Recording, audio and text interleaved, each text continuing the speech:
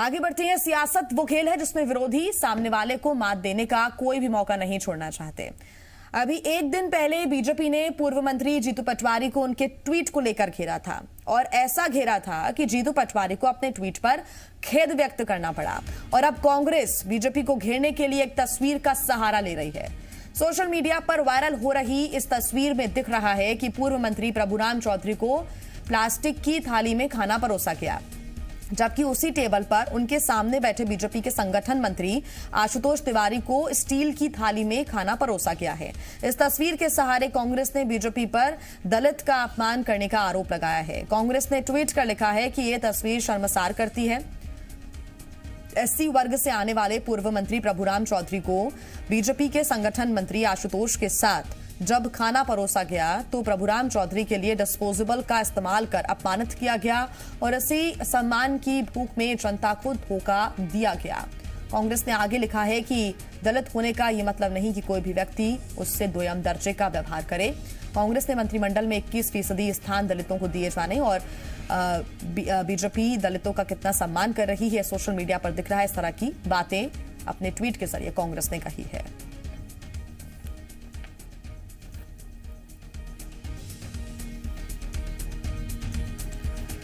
ज्यादा जानकारी के साथ जी मीडिया संवाददाता विवेक पटैया हमारे साथ जुड़ गए हैं। विवेक, ऐसी चीजें लगातार सामने आ रही हैं उपचुनावों के पहले शिवराज सिंह चौहान का एक एडिटेड वीडियो को लेकर सुर्खियां बटोरी जाती हैं, तमाम आरोप लगाए जाते हैं, निशाना साधा जाता है। दिग्विजय सिंह भी पहुंचते हैं अपनी एफआईआर दर्ज कराने के लिए और उसके बाद फिर जीतू पटवारी के ट्वीट को लेकर विरोध चलता है और अब कांग्रेस ने एक तस्वीर जारी कर दी है जिसको लेकर कांग्रेस विरोध दर्ज करा रही है। दलितों के अपमान का एक बार फिर आरोप बीजेपी के ऊपर लगाया जा रहा है। अनुसूचित जाति के आरोप के अपमान का आरोप लगाते हुए कांग्रेस ने ट्वीट करके ये फोटो जारी किया है जिसमें प्रभुराम चौधरी को दिखाया गया है और कहा गया है कि उनका अपमान हुआ है। और इस फोटो में जो खाना खाने की व्यवस्था थी वो अनुसूचित जाति के व्यक्ति के लिए अलग थी और संभ्रांत व्यक्ति के लिए अलग थी। ये आरोप कांग्रेस के द्वारा लगाए गए हैं और देखना होगा कि अब इस आरोप का बीजेपी कैसे जवाब देती है, क्योंकि कांग्रेस लगातार जो है ऐसे मुद्दे उपचुनाव में उठा रही है। पिछले दिनों बीजेपी ने अनुसूचित जाति वर्ग पर के अपमान का आरोप कांग्रेस पर लगाया था और फूल सिंह बरैया का मुद्दा उठाया था। अब प्रभुराम चौधरी का मुद्दा उठाकर कांग्रेस एक बार फिर जो है बीजेपी को घेरने की तैयारी कर रही है। तो विवेक, इसको उसका जवाब ही माना जा सकता है। जब राज्यसभा चुनाव हुए और उसमें वरीयता दी गई दिग्विजय सिंह को और फूल सिंह बरैया को किनारा कर दिया गया उस दौरान, और बीजेपी ने तमाम आरोप लगाए थे दलितों के अपमान के, उन्हें तवज्जो ना देने के, और अब कांग्रेस ने तस्वीर जारी की है और इस तरह से जवाब दिया है कि ऐसा नहीं है कि बीजेपी दलितों का अपमान नहीं करती, सिर्फ सम्मान करती है। और इस तरह की बातें उन्होंने लिखी हैं सामने ट्वीट पर अपने।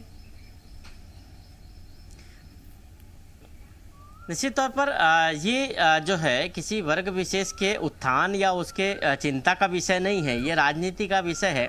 चाहे बीजेपी ने राजनीति की हो या कांग्रेस ने राजनीति की हो, अनुसूचित जाति को मुद्दा बनाकर एक दूसरे पर आरोप प्रत्यारोप का दौर जारी है। पिछले दिनों फूल सिंह बरैया को राज्यसभा का उम्मीदवार तो बनाया गया लेकिन उनको राज्यसभा नहीं भेजा गया, ये आरोप बीजेपी ने लगाया और कहा कि ये अनुसूचित जाति के व्यक्ति का अपमान है।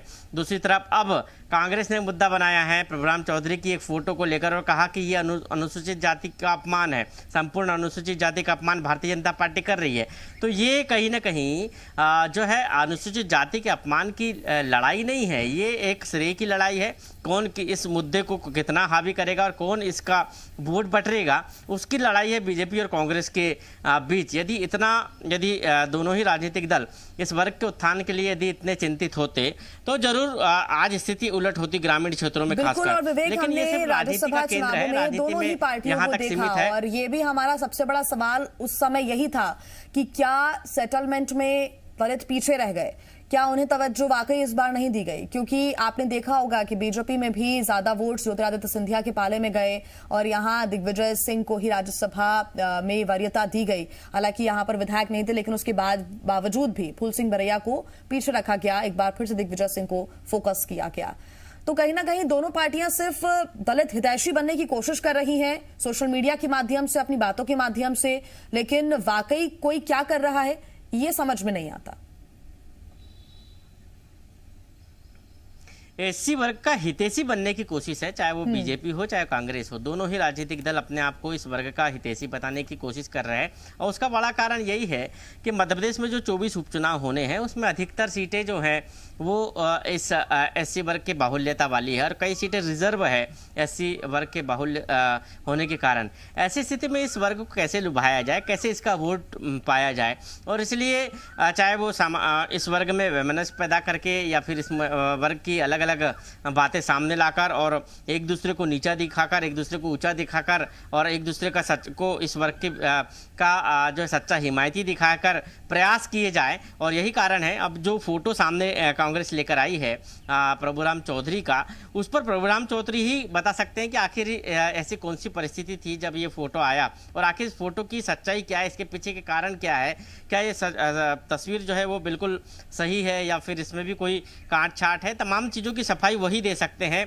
और बीजेपी कैसे डिफेंड करेगी इस पर बिल्कुल अब नजर इस पर ही बनी हुई है विवेक की आखिर अब आगे प्रतिक्रियाएं क्या आती हैं, क्या बीजेपी कहती है और उसके बाद कांग्रेस की तरफ से भी क्या जवाब आता है। बहुत